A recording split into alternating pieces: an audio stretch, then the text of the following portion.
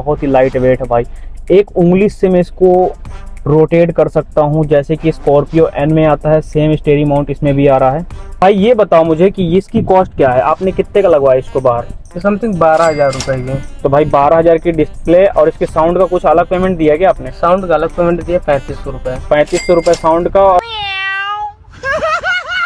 Hey everyone, welcome back to my new vlog. मेरा नाम प्रांशु गुप्ता और आप देख रहे हैं द यूपी नेवे जोन। तो आई होप कि आप सब लोग बहुत ही बढ़िया होंगे, बिकॉज क्या है ना, मैं इतने टाइम से डीएक्टिवेट था, वीडियो वगैरह ये सब नहीं ला पा रहा था। आ रही थी शॉर्ट्स वगैरह डाल रहा था, बट इसमें जो है मज़ा नहीं आने वाला। कुछ धमाकेदार करने की चुल जो अपने अंदर रहती ही है हमेशा। जैसे कि मैंने आपको बताया कि मैं बहुत ही जल्दी एक्टिवेट हो चुका हूँ। मेरे जो अंदर की मसल्स है भाई साहब वीडियो बनाने के लिए दौड़ रही हैं। तो भाई देख सकते हो मेरे सामने खड़ी हुई है मारुति सुजुकी की तरफ से आने वाली स्विफ्ट कॉन्सेप्ट, जो कि है VXI का बेस मॉडल। तो भाई हम बात करेंगे फर्स्ट ऑफ ऑल इसकी की के बारे में कि जो बेस मॉडल है मारुति कौन सी की ऑफ़र करती है। तो भाई देख सकते हो ये एक प्रीमियम केस इसमें चढ़ा रखा है। फ़िलहाल तो ये नॉर्मल है, जो इसमें केस चढ़ा रखा है लॉगिन की तरफ से आने वाली केस की। लेकिन ये जो बेस मॉडल से आता है, जो इसमें कार की आती है, जैसे कि मेरी अल्टो में भी सेम की इसमें इस्तेमाल की गई है। भाई ये रही बात कुछ की के बारे में। अब जो हम बात करने वाले हैं शायद ही हर चीज़ें एक्सप्लेन कर देगी कि गाड़ी बेस मॉडल है या फिर टॉप एंड वेरिएंट है। सॉरी 4 मॉडल्स आते हैं, sorry VXI, LXI, ZXI plus. तो ये भाई साहब VXI मॉडल है। तो भाई इसके बारे में हम बात करना चाहेंगे कि जो पावर इसकी आती है 3 सिलेंडर 1200 सीसी इंजन के साथ ये आती है, जो कि प्रोड्यूस करती है 1.2 लीटर पेट्रोल इंजन के साथ। और अगर इसकी एनएम की बात करें तो भाई 80 bhp एंड 112 Nm टॉर्क। भाई गाड़ी तो ज़बरदस्त है और टॉर्क की बात की जाए वो भी बहुत ही शानदार है। तो भाई इसके हम थोड़ा सा कुछ फीचर्स की बात करेंगे कि भाई ने क्या क्या आफ्टर मार्केट में इसको मतलब रिप्लेस कराया, क्या क्या चीज़ें इसमें मिली कंपनी के थ्रू, क्योंकि ये बेस मॉडल है। भाई माइंड पे सबके रहता है कि गाड़ी अगर बेस मॉडल ले लो तो बाहर से क्या क्या चीज़ें इंस्टॉल करवाएं जिससे कि ये गाड़ी जो है लॉन्ग टर्म तक चल पाए। 1.2 लीटर का पेट्रोल इंजन जो कि 3 सिलेंडर में आता है, जो कि 1200 सीसी इंजन का इसका पैक है बिल्कुल एकदम। तो भाई देख सकते हो कुछ ऐसा है, सेम ही है, मारुति सब कुछ सेम ही ऑफर करती है जैसे कि है, नॉर्मल सी चीज़ है, कुछ ऐसा नहीं है। बट ये सब चीज़ें जो है ना मारुति वाले बहुत ज़्यादा ही ध्यान दे रहे हैं। ये प्रोजेक्टर लैम्प के साथ, और इसमें आते हैं DRL क्रोम्स, बिकॉज ये बेस मॉडल है तो यहाँ पे क्रोम्स की पट्टी यूज़ की गई है।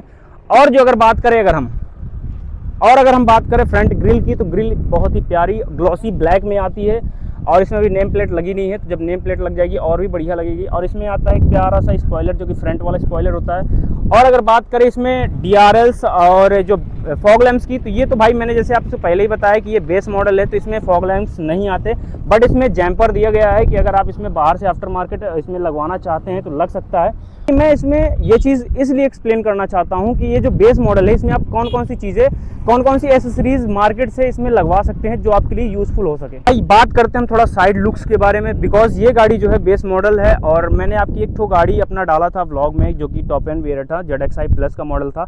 उसमें एलॉय सब कुछ मतलब ऑल्टरनेटिव जितना भी कंपनी वाले ऑफर करते हैं हर चीज़ उसमें था। कि जो बाहर से एसेसरीज है वो कैसा, जैसे कि आपकी साइड क्रोम्स हो गई और मिरर क्रोम्स हो गए, हैंडल क्रोम्स हो गई, ये सब चीज़ें जो है कंपनी वाले नहीं डाल के दिए क्योंकि ये आती ही नहीं है। अगर ये टॉप एंड वेरिएंट होता तो इसमें ऑल्टरनेटिव कंपनी फिटेड एकदम एक नंबर की क्रोम्स लगा के देती, बट ये सब चीज़ें जो है आफ्टर एसेसरीज हैं तो मैं कुछ कह नहीं सकता।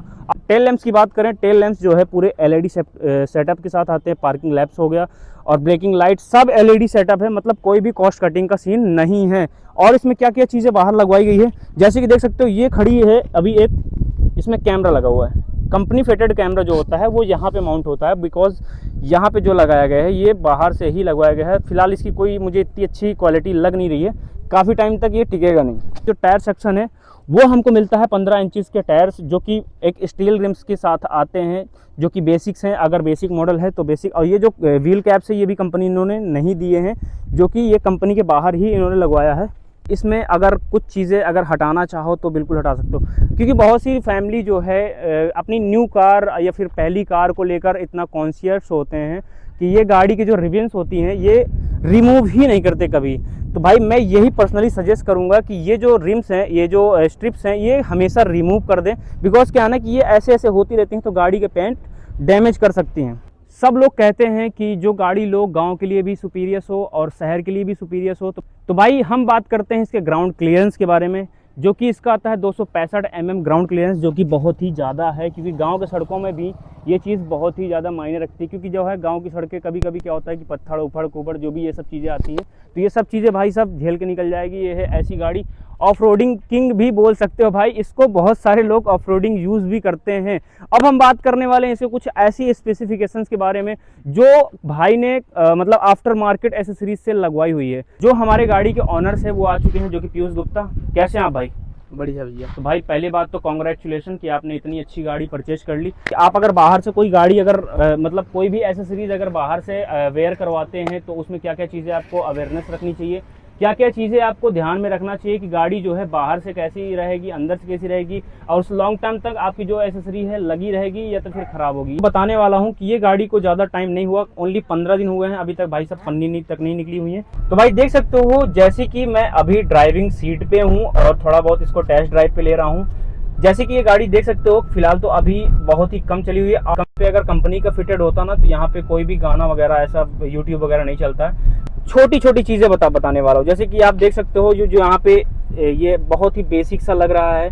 अगर ये टॉप एंड वेरिएंट होता, VXI प्लस मॉडल होता, तो यहाँ पे जो है क्रोम्स स्ट्रिप्स दिए होते और बहुत ही प्यारा लुक निकल के आता। फिलहाल अभी भी बहुत ही बढ़िया लग रही है। क्रोम्स को लेकर थोड़ा बहुत यहाँ पे कॉस्ट कटिंग की गई है, जो कि कोई भी इतनी मेजर चीज़ नहीं है, इतना ज़्यादा कोई सोचने की बात नहीं है। ये सब चीज़ थोड़ा सा अवॉइड कर सकते हैं, बिकॉज यहाँ पे कोई भी वायरलेस चार्जर का ऑप्शन नहीं है, बिकॉज टॉप एंड वेरिएंट पे वायरलेस चार्जर का ऑप्शन होता है। और यहाँ पे थोड़ा गियर नोक ऐसा है बहुत ही बेसिक टाइप सा, क्योंकि अगर प्लस मॉडल होता, ZXI प्लस मॉडल होता तो यहाँ पे बहुत ही बेहतरीन तरीके का एक गियर मिलता, और यहाँ पे भी एक थोड़ा सा क्रोम टाइप सा मिलता है। तो यही सही चीज़ है। और सबसे बड़ी मेन चीज़ होती है यहाँ के जो ये क्रूज कंट्रोल्स होते हैं वो भी यहाँ पे नहीं है, बेसिक सा है। चलिए कोई बात नहीं। अब इसका इंफोटेनमेंट सिस्टम और इसका जो स्पीडोमीटर देख सकते हो वो भी बहुत ही लाइट और अच्छा है, कोई बात नहीं है। लेकिन जितना पैसा लगा है उसके हिसाब से ये गाड़ी A1 है। और यहाँ पे कुछ ऐसा म्यूजिक स्टूडियो लगा रखा है जिसपे गाने वाने ऐसे प्ले कर सकते हैं। चलो कोई बात नहीं, कॉपीराइट का इशू है तो कर सकते हैं। बाकी यहाँ पे हर चीज़ें एक्टिवेट है, हर चीज़ इसमें चला सकते हैं। कोई भी अगर फिल्म हो या फिर कोई भी मूवी या फिर गाना सुनते हुए जा सकते हो। अब बिकॉज यहाँ पे थोड़ा सा जो मिरर्स का बहुत ही बड़ा इशू है, लेकिन ये वाले फोल्ड नहीं मिलते, इसको आपको हाथ से ही ऐसे एडजस्ट करना पड़ेगा।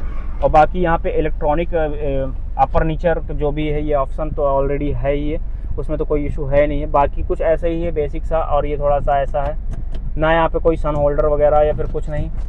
और यहाँ पे शीशा वूसा का भी व्यवस्था कुछ नहीं कर रखा फिलहाल, यहाँ पे भी कुछ नहीं, बस बेसिक सी चीज़ है। पीछे का कंफर्ट कुछ ऐसा ही है। मेन चीज़ अगर ये है कि अगर आपको थोड़ा सा ये ताम झाम से कोई मतलब नहीं है कि आपको गाना वाना बहुत ही कम अगर यूज़ करना हो तो अच्छा है कि जो इसका स्मूदापन है ना भाई, बहुत ही लाइट वेट है भाई। एक उंगली से मैं इसको रोटेट कर सकता हूँ, जैसे कि स्कॉर्पियो N में आता है, सेम स्टीयरिंग माउंट इसमें भी आ रहा है। भाई ये बताओ मुझे कि इसकी कॉस्ट क्या है, आपने कितने का लगवाया इसको बाहर? ये समथिंग 12,000 रुपये की। तो भाई 12,000 की डिस्प्ले, और इसके साउंड का कुछ अलग पेमेंट दिया क्या आपने? साउंड का अलग पेमेंट दिया 3500 रुपये। 3500 रुपये साउंड का और 12,000 रुपये डिस्प्ले, मतलब कि ठीक है कोई बात नहीं। आपको ये गाड़ी कितने की पड़ी, कुछ आइडिया है? ये मुझे पूरी कंप्लीट गाड़ी पड़ी 8,20,000 रुपये की। तो भाई को ये गाड़ी पूरी 8,20,000 की कम्प्लीटली पड़ी हुई है, जो कि बहुत ही ज़बरदस्त है और अच्छी गाड़ी है। तो अगर आप लोग इसको लेना चाहते हैं तो प्लीज़ कंसीडर कर सकते हो। थोड़ा सा और ड्राइविंग एक्सपीरियंस लेंगे, फिर उसके बाद मिलते हैं किसी नए ब्लॉग के साथ। तब तक के लिए टाटा बाय बाय।